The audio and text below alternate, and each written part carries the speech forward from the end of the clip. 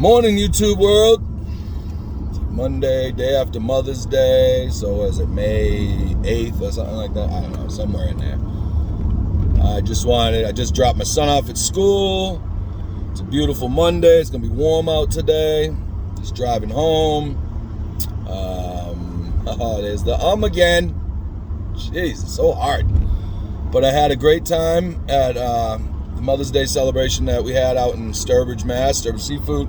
Got to see my grandmother. My kids got to see the great-grandmother, their grandmother, blah, blah, blah. A bunch of us out there. It was great.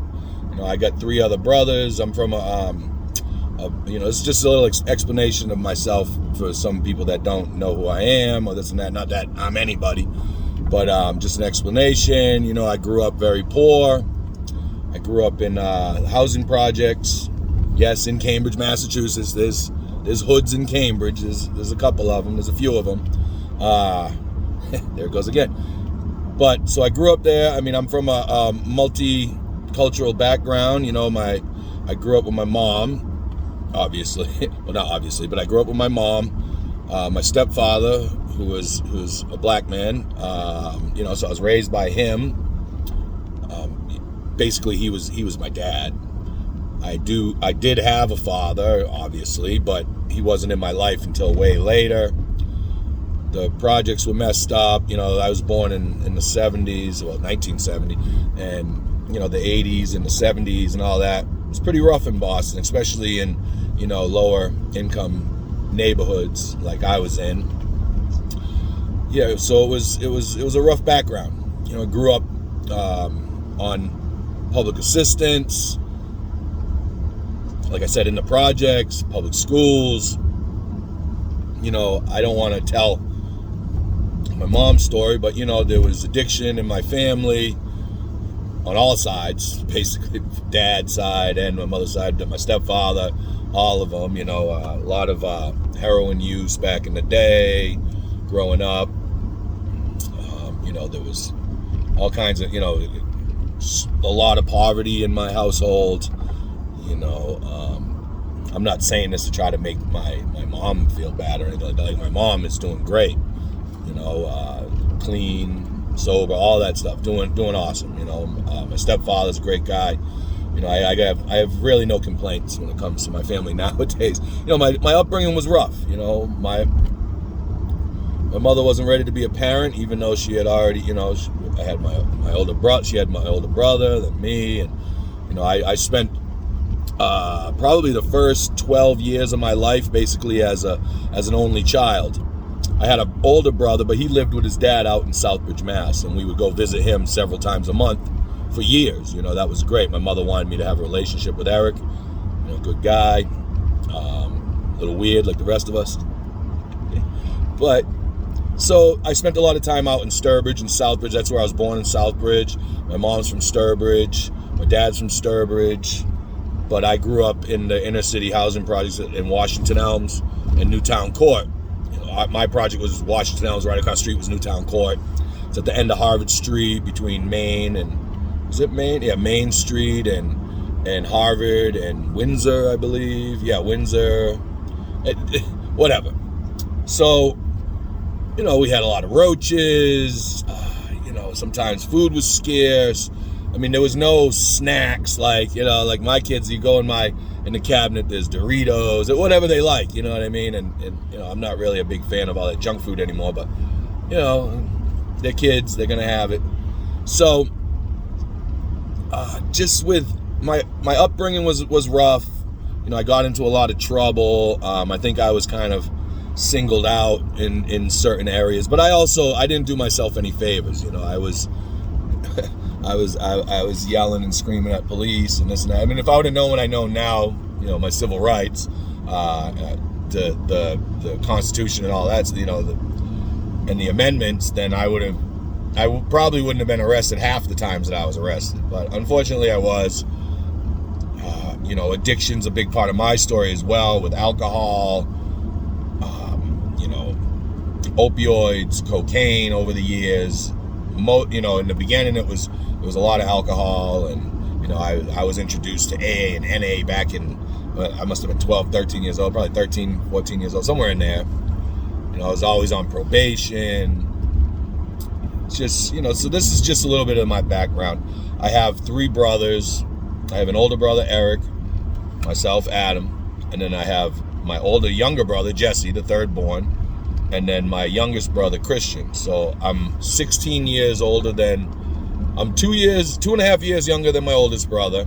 I'm 16 years older than my brother, Jesse, and I believe I'm 23 years older than my brother, Christian.